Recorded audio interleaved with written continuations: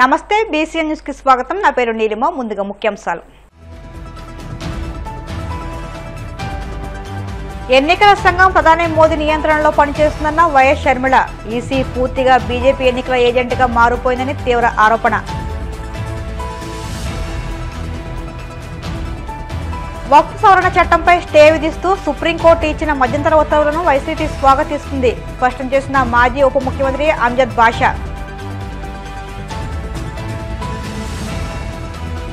Mangalagiri Janasena party కార్యాలయంలో జనవాణి కార్యక్రమం. ప్రజల నుంచి అర్జీలు స్వీకరించిన పి గన్నవరం ఎమ్మెల్యే గిడ్డి సత్యనారాయణ.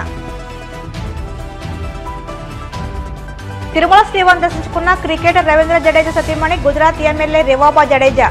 ఆలయ మర్యాదలతో స్వాగతం పలికిన అధికారులు. కేంద్ర ఎన్నికల సంఘం పనితీరుపై ఏపీ కాంగ్రెస్ అధ్యక్షురాలు వైఎస్ షర్మిల సంచలన ఆరోపణలు చేశారు.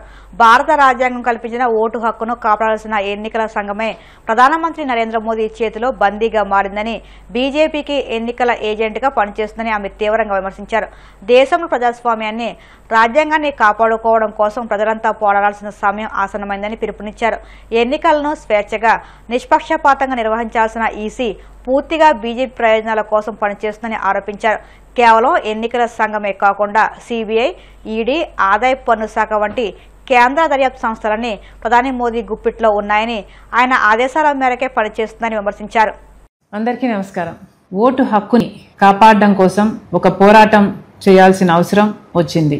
భారతదేశ రాజ్యాంగం మనందరికీ ఓటు హక్కునిచ్చింది, మన నాయకుల్ని మనమే ఎన్నుకోవడానికి. ఆ ఓటు హక్కుని కాపాడాల్సిన బాధ్యత ఎలక్షన్ కమిషన్ ఆఫ్ ఇండియాకి ఉంది. ఎన్నికలు స్వేచ్ఛగా, నిష్పక్షపాతంగా నిర్వహించాల్సిన బాధ్యత ఉంది. కానీ ఎలక్షన్ కమిషన్ ఆఫ్ ఇండియా ఈరోజు బీజేపీ మోడీ గారి చేతిలో బందీ అయ్యింది.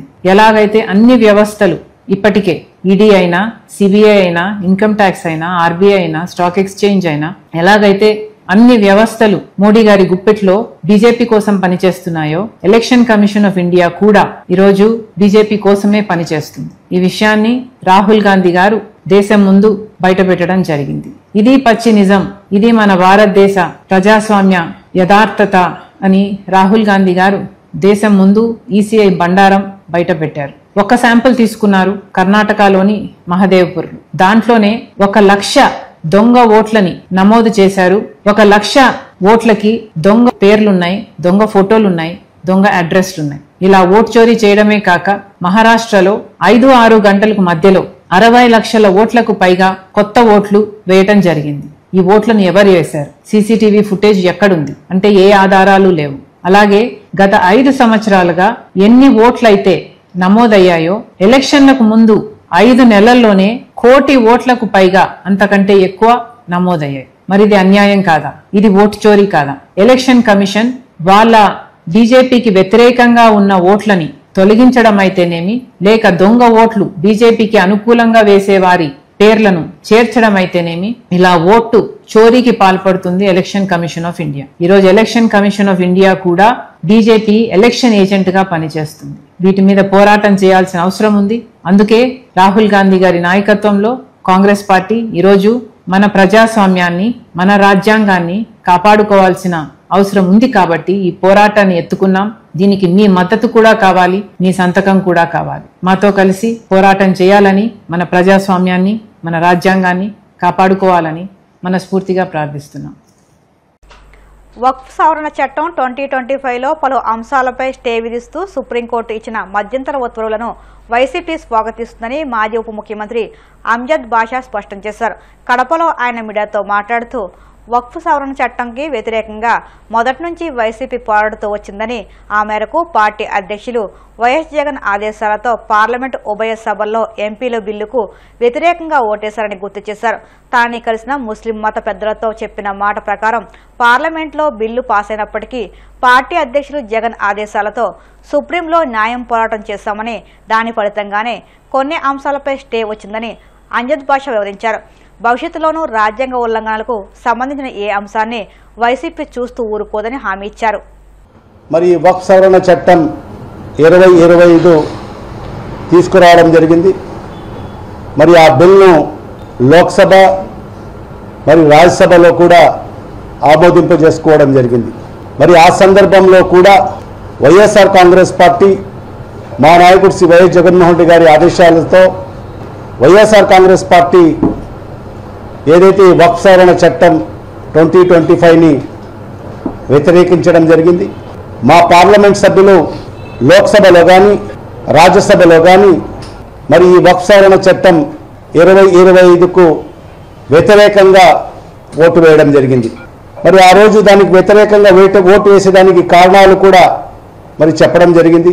మరి ఇది పూర్తిగా అన్కాన్స్టిట్యూషనల్, రాజ్యాంగ వ్యతిరేకమైన బిల్లు. మరి ఏదైతే ప్రిన్సిపల్ రైట్స్ ఏదైతే ఉన్నాయో, మరి రాజ్యాంగం కల్పించిన కొన్ని హక్కులను కాలు రాసే విధంగా మరి ఈ బిల్ ఉందని చెప్పి కూడా మరి ఆ రోజు వైఎస్ఆర్ కాంగ్రెస్ పార్టీ మరి మైనార్టీల శ్రేయస్సును దృష్టిలో పెట్టుకొని మా నాయకుడు శ్రీ వైఎస్ జగన్మోహన్ రెడ్డి గారి ఆదేశాలతో మరి ఆ బిల్లును కూడా వ్యతిరేకించడం జరిగింది. మరి ఎందుకంటే ఎన్డీఏ ప్రభుత్వానికి మెజార్టీ ఉంది కాబట్టి మరి ఆ బిల్లును లోక్సభలో మరి రాజ్యసభలో కూడా మరి ఆమోదింపజేసుకోవడం జరిగింది. తద్వారా న్యాయ పోరాటం చేయాలని చెప్పి కూడా మరి ఆ రోజు ఆలోచన చేసి మా రాష్ట్ర అధ్యక్షులు శ్రీ వైఎస్ జగన్మోహన్ రెడ్డి గారి ఆదేశాలతో మరి సుప్రీంకోర్టులో కూడా మరి పిల్లు వేయడం జరిగింది. మరి దేశవ్యాప్తంగా అనేక సెక్యులర్ పార్టీలు, అనేక సెక్యులర్ సంఘాలన్నీ కూడా సుమారుగా 127 పిల్స్ మరి సుప్రీంకోర్టులో వేయడం జరిగింది. మరి సుప్రీంకోర్టు కూడా దీనికి పూర్తిగా విచారణ కూడా చేయడం జరిగింది. మరి దాంట్లో భాగంగానే మరి ఈరోజు మరి రిజర్వ్ చేసిన ఏదైతే సుప్రీంకోర్టు మధ్యంతర ఉత్తర్వులను మరి ఈరోజు వెల్లడించడం జరిగింది. మరి ఈ ఉత్తర్వులలో మరి ఏదైతే వక్ఫ్ సవరణ చట్టానికి సంబంధించి 2025కి సంబంధించిన ఏదైతే పూర్తి బిల్ మరి దాన్ని స్టే ఇవ్వలేమని చెప్పి కూడా మరి సుప్రీంకోర్టు ఉత్తర్వులు ఇవ్వడం జరిగింది.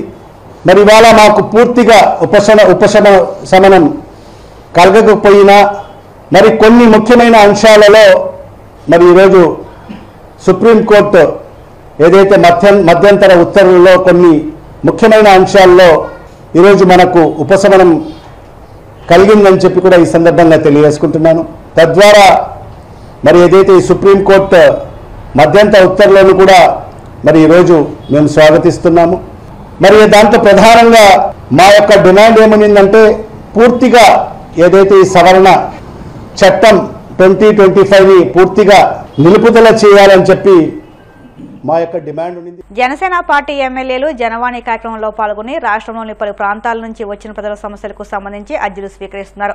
అనంతరం వాటిని అధినేత దృష్టికి తీసుకువెళ్లి పరిష్కరిస్తామని హామీ ఇస్తున్నారు. ఈ నేపథ్యంలో మంగళగిరి జనసేన పార్టీ కేంద్ర కార్యాలయంలో నిర్వహించిన జనవాణి కార్యక్రమంలో పలు ప్రాంతాల నుంచి వచ్చిన ప్రజల నుంచి పి గన్నవరం ఎమ్మెల్యే గిడ్డి సత్యనారాయణ అర్జీలు స్వీకరించారు.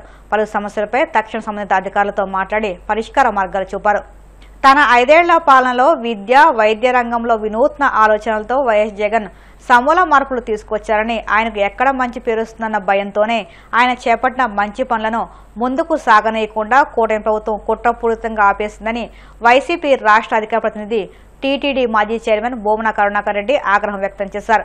తిరుపతిలో ఆయన మీడియాతో మాట్లాడుతూ వైసీపీ ప్రభుత్వ హయాంలో 320 కోట్లతో 6 అంతస్తుల్లో పద్మావతి చిన్నపిల్లల వైద్యశాలను ప్రారంభించి దిగిపోయే నాటికి 80% పనులు పూర్తి చేశామని గుర్తు చేశారు. తదనంతరం అధికారంలోకి వచ్చిన కూటమి ప్రభుత్వం 15 నెలలైన 20% పనులు కూడా పూర్తి చేయకుండా ఉద్దేశపూర్వకంగా నిర్లక్ష్యంతో వ్యవహరిస్తుందని ఆరోపించారు.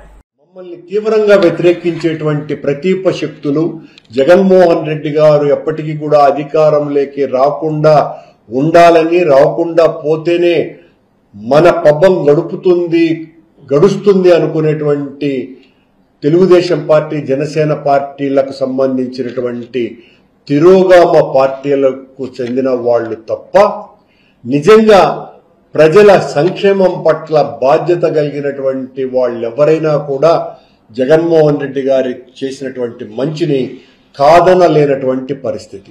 అందులో భాగంగానే జగన్మోహన్ రెడ్డి గారు 17 మెడికల్ కళాశాలల్ని